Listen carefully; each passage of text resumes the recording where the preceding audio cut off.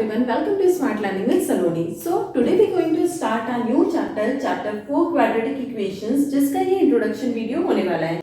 इस introduction video में जितने भी टॉपिक्स है वो सारे हम कवर करेंगे कि क्या क्या हमें एक चैप्टर में पढ़ने वाले हैं। तो इंट्रोडक्शन देखते हैं। सबसे पहले आता है standard form of quadratic equation. हम क्वाड्रेटिक इक्वेशन की बात कर रहे हैं तो समझते हैं स्टैंडर्ड फॉर्म क्वाड्रेटिक इक्वेशन का होता क्या है। क्वाड्रेटिक इक्वेशन का स्टैंडर्ड फॉर्म होता है ax² plus bx plus c is equal to 0 where a is not equal to 0। यहाँ पे standard form of quadratic equation क्या होता है ax² plus bx plus c equal to 0, जहां पर a कभी भी 0 नहीं हो सकता। अब पहले हमने पॉलिनोमियल्स में पढ़ा था लीनियर, क्वाड्रेटिक और क्यूबिक। अब समझते हैं क्या डिफरेंस है। जब लीनियर की बात होती है तो हाईएस्ट डिग्री किसी भी इक्वेशन की जो होती है वो होती है 1। मतलब कि अगर कोई इक्वेशन में लिखती हूँ 2x प्लस x प्लस 1 तो ये क्या है, लीनियर है। लीनियर क्यों? क्योंकि इसमें हाईएस्ट पावर वेरिएबल की क्या है 1, डिग्री क्या है 1। अब क्वाड्रेटिक की अगर हम बात करें तो क्वाड्रेटिक में वेरिएबल की हाईएस्ट डिग्री होती है 2। जैसे कि अगर मैंने लिखा 4x² plus 2x plus 1 equal 0, ये क्या है, क्वाड्रेटिक है। क्वाड्रेटिक कैसे? जहां पर वेरिएबल की हाईएस्ट पावर 2 आ जाए वो क्या होती है, क्वाड्रेटिक इक्वेशन। आई होप इतना क्लियर हुआ होगा।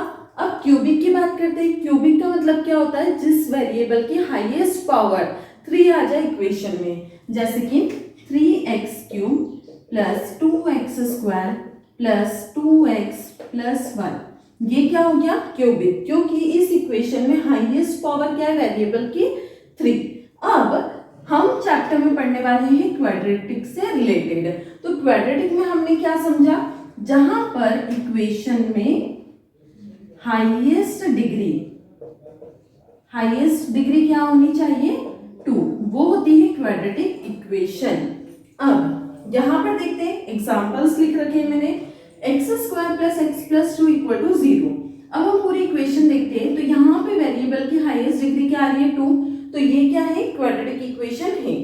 अगर 2x² plus x equal to 0 है तो क्या वो क्वाड्रेटिक इक्वेशन है? हाँ, क्योंकि वेरिएबल की हाईएस्ट डिग्री 2 है। अब हो सकता है यहाँ पे कांस्टेंट टर्म ना हो। अब जैसे कि ये वाला जो फॉर्म है ये पूरा किस फॉर्म में है, स्टैंडर्ड फॉर्म में, ax² plus bx plus c। अब क्या हम बोलेंगे ये जो है वो स्टैंडर्ड फॉर्म में नहीं है, कैसे? जैसे कि ये क्या है 2x² मतलब ax² प्लस bx मतलब ये वाली term plus c, constant term उस जगह क्या होगी 0।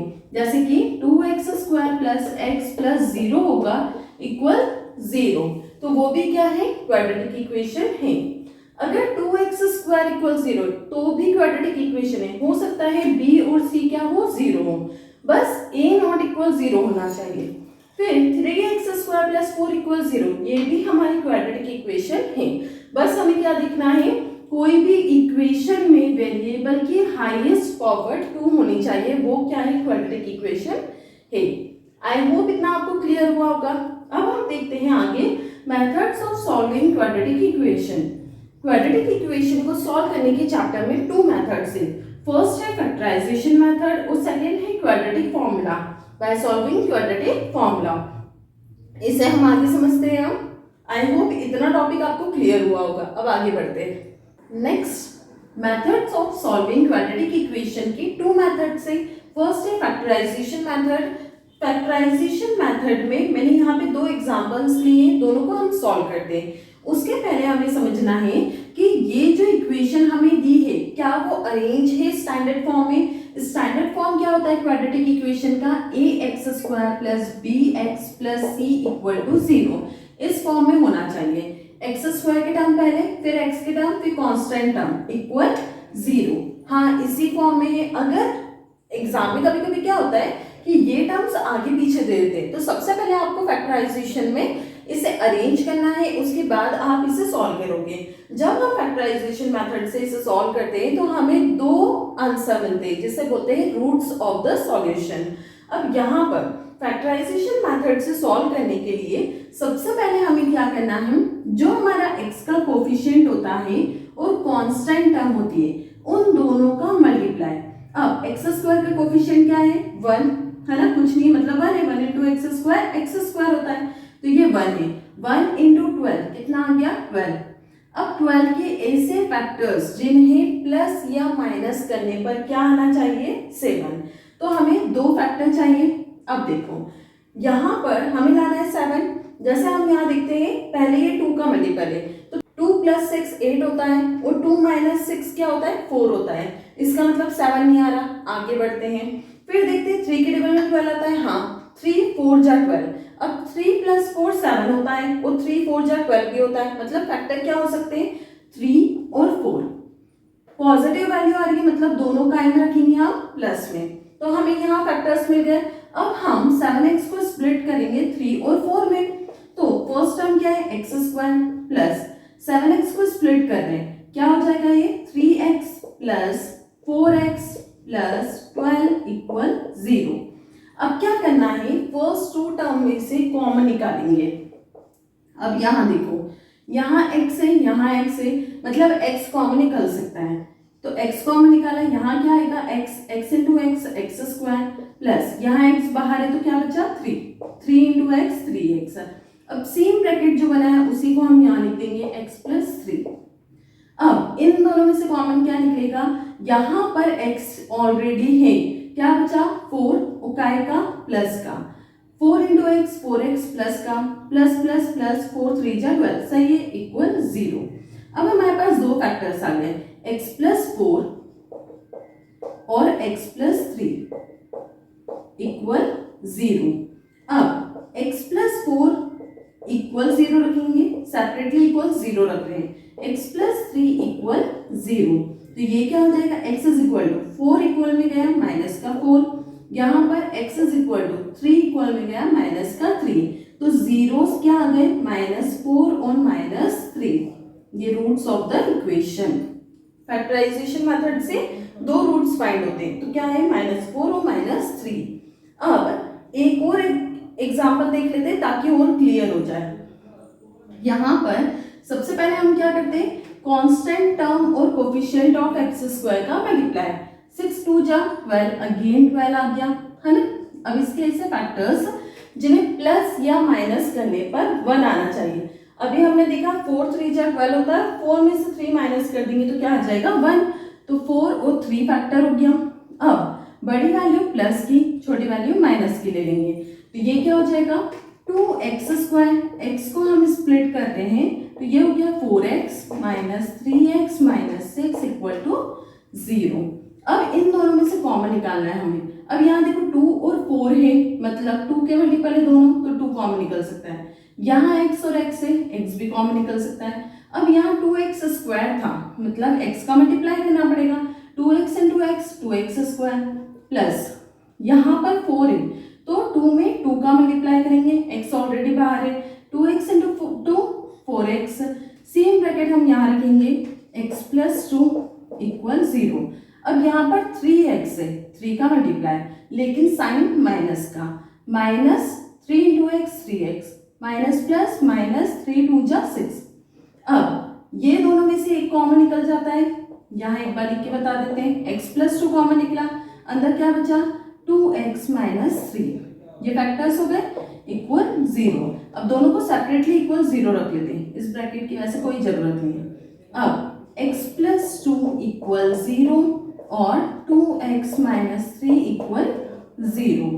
अब x ये प्लस का 2 इक्वल में गया तो माइनस का 2, यहाँ पर x इक्वल 3 माइनस का इक्वल में गया प्लस का 3, 2 मल्टीप्लाई का डिवाइड में, तो हमारे जीरोस क्या आ गए -2 और 3/2। इस टाइप से हमें फैक्टराइजेशन मेथड करनी होती है। आई होप ये टॉपिक आपको क्लियर हुआ होगा। अब नेक्स्ट क्या है हमारा, methods of solving quadratic equation में बाय क्वाड्रेटिक फॉर्मूला। अब उसको करते हैं। Next methods of solving quadratic equation में सेकंड मेथड हमारे पास क्या है, बाय यूजिंग क्वाड्रेटिक फॉर्मूला। अब सबसे पहले हम जनरल फॉर्म की बात करते हैं कि क्वाड्रेटिक इक्वेशंस का जनरल फॉर्म क्या होता है? जनरल फॉर्म होता है ax² plus bx plus c equal to 0। ये होता है जनरल फॉर्म जिसमें a नॉट इक्वल टू 0। अब यहां पे हम बात करें कि क्वाड्रेटिक फॉर्मूला क्या होता है। क्वाड्रेटिक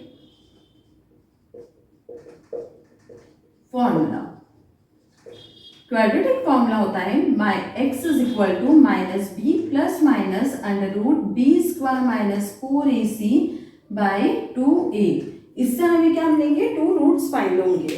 अब सॉल्व करते हैं। देखो यहाँ पे इक्वेशन हमने वही ली है जो फैक्टराइजेशन में ली थी, ताकि समझ में आए कि कोई से भी फॉर्मूले से हम सॉल्व करते हैं तो आंसर सेम आता है। बट अगर स्पेसिफाइड है एग्जाम में कि हमें क्वाड्रेटिक फॉर्मूले से करना है तो इस फॉर्मूले से सॉल्व करेंगे इक्वेशन को। अगर गिवन है कि फैक्टराइजेशन करना है तो फैक्टराइजेशन से ही करेंगे। लेकिन अगर कुछ भी गिवन नहीं है तो ये हमारा मर्जी है कि हमें कौन सा मेथड अप्लाई करनी है। अब यहाँ पर हमारे पास इक्वेशन क्या है? 2x² plus x minus 6 equal to 0। अब स्टैंडर्ड फॉर्म क्या होता है? ax² plus bx plus c equal to 0, जहां पर a क्या होगा? x² का कोफिशिएंट मतलब 2, b क्या होगा? x का कोफिशिएंट क्या है? 1, c क्या होगा? Constant term minus 6। अब हमारे पास फॉर्मूला है x is equal to minus B plus minus under root B square minus 4ac by 2a। ये हमारे पास फॉर्मूला है। इसमें वैल्यूज को पुट करते हैं।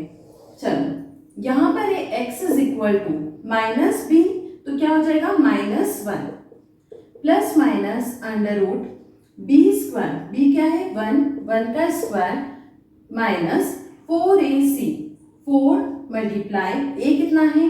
2 और c -6 होल के अपॉन में 2a, 2 इंटू a की वैल्यू 2। अब हमने वैल्यूज पुट कर दी। अब क्या होगा? -1 प्लस माइनस अंडर रूट 1 का स्क्वायर 1 माइनस माइनस प्लस 4 2 जा 8, 8 6 जा 48 डिवाइडेड बाय 2 2 जा 4। अब -1 plus minus under root 48 plus 1 49 divided by 4। अब -1 प्लस माइनस, अब अंडर रूट 49 किसका होता है? 7 का, डिवाइड में 4। यहाँ पर अब हमारे पास दो वैल्यूज आएगी। कैसे? यहाँ प्लस माइनस है तो सेपरेटली हम एक बार पॉजिटिव वैल्यू को रखेंगे, एक बार नेगेटिव वैल्यू के साथ रखेंगे। तो जैसे x इज इक्वल टू -1, एक बार +7 लेंगे डिवाइडेड बाय 4 और दूसरी बार -1 -7 डिवाइडेड बाय 4। अब यहाँ पर x की वैल्यू 7 - 1 6/4, ये कितनी हो गई? 3/2। x की वैल्यू यहाँ पर आई 3/2। अब यहाँ देखते हैं x is equal to minus minus plus sign बड़े का 7 + 1 8 डिवाइडेड बाय 4, 4 2 जा 8, तो x की वैल्यू कितनी आ गई? -2। एक आई x इक्वल टू -2, एक आई x इक्वल टू 3/2। तो इसी के साथ हमारा ये वाला टॉपिक कंप्लीट हो गया। कौन सा? Method of solving quadratic equation का, जिसमें हमने दो मेथड सीखी, फैक्टराइजेशन मेथड और by using quadratic formula. I hope ये दोनों आपको क्लियर हुई होगी। अब नेक्स्ट टॉपिक पे चलते हैं। चलो नेक्स्ट टॉपिक है नेचर ऑफ रूट्स। अब क्वाड्रेटिक इक्वेशन का लास्ट टॉपिक है नेचर ऑफ रूट्स और ये सबसे ज्यादा इंपॉर्टेंट टॉपिक है। अब नेचर ऑफ रूट्स में सबसे पहले हम बात करते हैं कि क्वाड्रेटिक इक्वेशन का जनरल फॉर्म होता क्या है, जिसे हम बार बार पढ़ रहे हैं ताकि हमेशा के लिए याद रहे। General form of quadratic equation होता है ax² plus bx plus c is equal to 0 where a is not equal to 0। अब हम बात करते हैं डिस्क्रिमिनेंट की। डिस्क्रिमिनेंट जो होता है उसे डिनोट करते हैं d से, और जिसका फॉर्मूला होता है d is equal to b² minus 4ac। अब यहाँ पर हमें बताना है नेचर ऑफ रूट्स। अब नेचर ऑफ रूट्स फाइंड करने के लिए अभी इसके पहले हमने क्या करा, हमने फैक्टराइजेशन मेथड से और क्वाड्रेटिक फॉर्मूला से इक्वेशन को सॉल्व करा, तो उससे हमें क्या मिले? दो रूट्स मिले। अब वो रूट्स हमें बताना है कि वो रूट्स रियल रूट्स है या रियल में भी इक्वल है, डिस्टिंक्ट है या नॉट रियल है। अब यहाँ पर हम देखते हैं, जैसे कि जब हम x की वैल्यूज को फाइंड कर रहे थे तो हमारे पास कंडीशंस आती है। मान लो कि सबसे पहले हमारे पास आता है दोनों x की वैल्यू 1, इसका मतलब ये क्या है, इक्वल रूट से। क्लियर? अगर दोनों x की वैल्यू 1 आ जाए तो मतलब ये क्या है, इक्वल रूट से। अब मान लो दोनों x की वैल्यू अगर डिफरेंट आ जाए, जैसे कि एक x की वैल्यू 2 आ गई, एक x की वैल्यू 5 आ गई, इसका मतलब ये क्या है, डिस्टिंक्ट है। ये हो गया एक केस। और तीसरा केस कि कोई वैल्यू ही ना आए, इसका मतलब कि जिसकी कोई सॉल्यूशंस फाइंड नहीं होंगे। अब वो हम कैसे पता करेंगे कि ये इक्वल रूट्स होंगे कि डिस्टिंक्ट होंगे या नो रियल रूट्स एग्जिस्ट करेंगे? तो वो हम देखते हैं केसेस से। पहला केस है अगर d ग्रेटर देन 0 हो, जब हम डिस्क्रिमिनेंट फाइंड करेंगे और वो अगर ग्रेटर देन 0 हो, ग्रेटर देन 0 मतलब पॉजिटिव वैल्यूज हो जिसकी, है ना, जिसकी वैल्यूज पॉजिटिव आए, ग्रेटर देन 0, तो वो हमें 2 डिस्टिंक्ट रियल रूट्स देता है ना। तो क्या होता है, then 2 distinct real roots exist. If d greater than 0 then 2 distinct real roots exist. अब अगर कंडीशन है d इज इक्वल टू 0, जब हम डिस्क्रिमिनेंट सॉल्व करें तो d की वैल्यू इक्वल 0 आ जाए, इसका मतलब क्या है, then 2 equal real roots exist. यहाँ पे हमें क्या मिलेंगे, 2 इक्वल रियल रूट्स मिलेंगे। जैसे कि यहाँ पे हमारी x की वैल्यूज क्या हो सकती है, मान लो एक x की वैल्यू 2 आई तो दूसरी भी 2 आएगी, अगर x की वैल्यू 3/2 आई तो दूसरी भी 3/2 आएगी, तो वो क्या होते हैं, 2 इक्वल रियल रूट्स। अब हम बात करते हैं if d less than 0, less than 0 मतलब जहां पे नेगेटिव वैल्यू आएगी, और जब भी नेगेटिव वैल्यू आ जाए तो उसके आगे हमें क्वेश्चन सॉल्व करना ही नहीं है, क्योंकि इसमें नो रियल रूट्स एग्जिस्ट। अब देखो, जब ये दो केस बनते हैं, जब हम कोई भी इक्वेशन होगी उसका डिस्क्रिमिनेंट फाइंड करेंगे तो उससे हमें पता चलेगा कि नेचर ऑफ रूट क्या है। अगर d ग्रेटर देन 0 है, इसका मतलब कि उसका नेचर क्या है, डिस्टिंक्ट रियल रूट्स।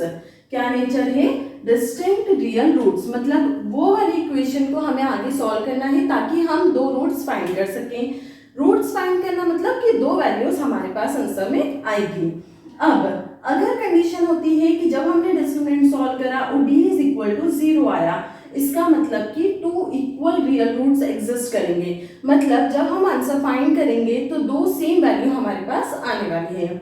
अब थर्ड कंडीशन होती है if d less than 0, less than 0 मतलब वैल्यू नेगेटिव आ गई, नेगेटिव आ गई मतलब कि नो रियल रूट्स एग्जिस्ट। मतलब जैसे ही हमें पता चला, जैसे हमने इक्वेशन सॉल्व करी और आंसर आया -4 लेस देन 0, इसका मतलब क्या है कि अगर ये कंडीशन आ गई मतलब कोई भी रियल रूट्स फाइंड नहीं होगा, इसके आगे हमें क्वेश्चन सॉल्व नहीं करना है। अब एग्जाम में क्वेश्चन कैसे आएगा, जैसे मान लो हमारे पास ये इक्वेशन है, अब इस इक्वेशन का सबसे पहले हम क्या करेंगे, रूट फाइंड करेंगे, और रूट फाइंड करने के लिए क्या निकालना है, डिस्क्रिमिनेंट।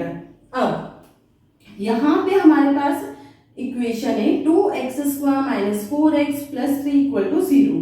यहां से हम क्या निकाल लेंगे, a x² का कोफिशिएंट 2, b x का कोफिशिएंट -4, c कांस्टेंट टर्म 3, ये आ गया। अब हम क्या फाइंड करेंगे, डिस्क्रिमिनेंट। डिस्क्रिमिनेंट क्या होता है, b² - 4ac, वैल्यूज पुट करेंगे, b² -4 का होल स्क्वायर -4 इंटू a की वैल्यू 2, c की वैल्यू 3।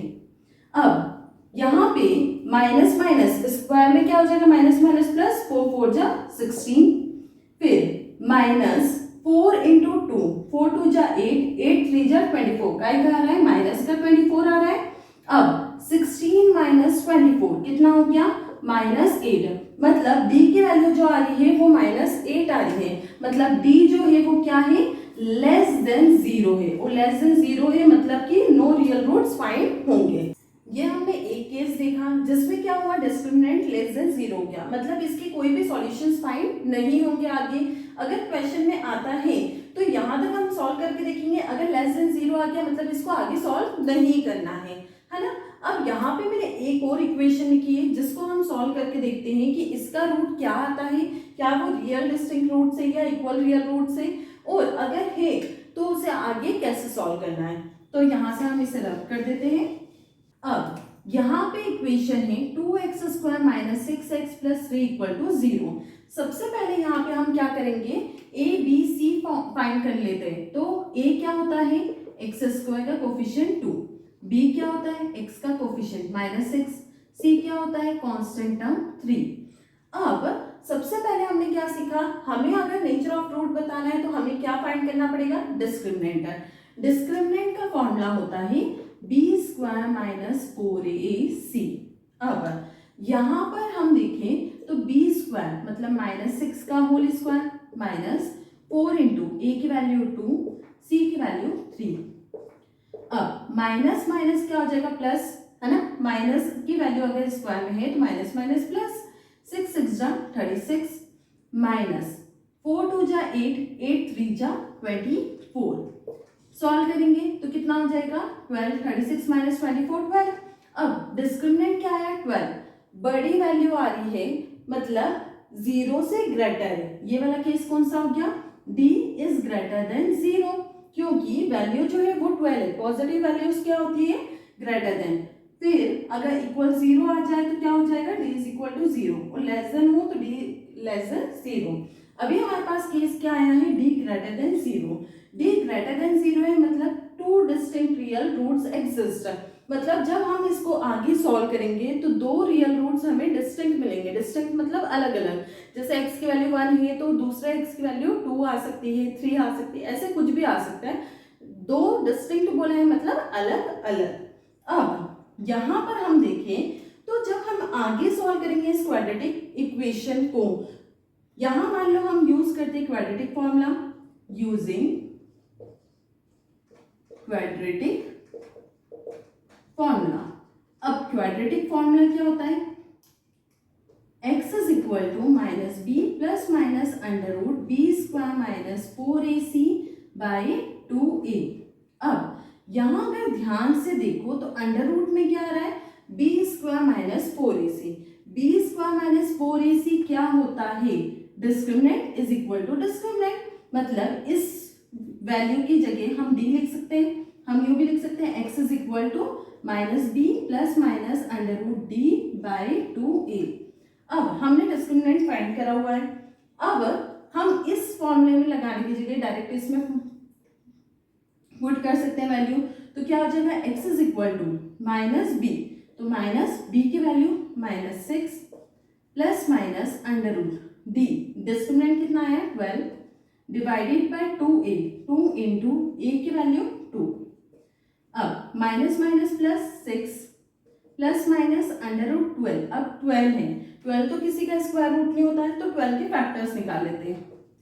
2 6 जा 12, 2 3 जा 6, 3 1 जा 3। अब 2 का पेयर है मतलब 2 बाहर आ जाएगा, रूट में क्या बचा 3, तो ये हो गया 2 अंडर रूट 3 डिवाइडेड बाय 2, 2 जा 4। अब एक वैल्यू हमारे पास क्या आएगी, प्लस में, और एक वैल्यू माइनस में। तो x की वैल्यू क्या हो जाएगी, सबसे पहले तो यहाँ पे 6 है, यहाँ 2 है, मतलब 2 कॉमन निकाल सकते हैं हम। 2 कॉमन निकालेंगे तो क्या बचेगा, 2 3 जा 6 प्लस माइनस यहाँ से 2 कॉमन तो अंडर रूट 3 डिवाइडेड बाय 4, 2 1 जा 2 2 जा। अब वैल्यूज हमारे पास क्या आएगी, दो वैल्यूज आएगी, x is equal to 3 plus under root 3 by 2, एक बार प्लस में लिखेंगे, और 3 माइनस अंडर रूट 3 बाई 2, एक बार माइनस में। यहाँ पे डिस्टिंक्ट वैल्यूज आई दोनों, एक बार प्लस में आ रही है, एक बार माइनस में आ रही है। तो इस तरह से कुछ आपको सॉल्यूशन करके आना है। जब भी नेचर ऑफ रूट पूछे सबसे पहले आपको डिस्क्रिमिनेंट फाइंड करना है, उसके बाद अगर ग्रेटर देन 0 हो या इक्वल टू 0 हो तो आप आगे सॉल्व करोगे, अगर लेस देन 0 हो तो आपको आगे सॉल्व नहीं करना है। तो इसी के साथ हमारा इंट्रोडक्शन का पार्ट कंप्लीट हो गया। आई होप ये सारे टॉपिक्स आपको क्लियर हुए होंगे। अब एक्सरसाइज में हम समझेंगे तो और ज़्यादा आपको क्लियर हो जाएंगे। I hope you like my video. If like my video, do like, share, subscribe.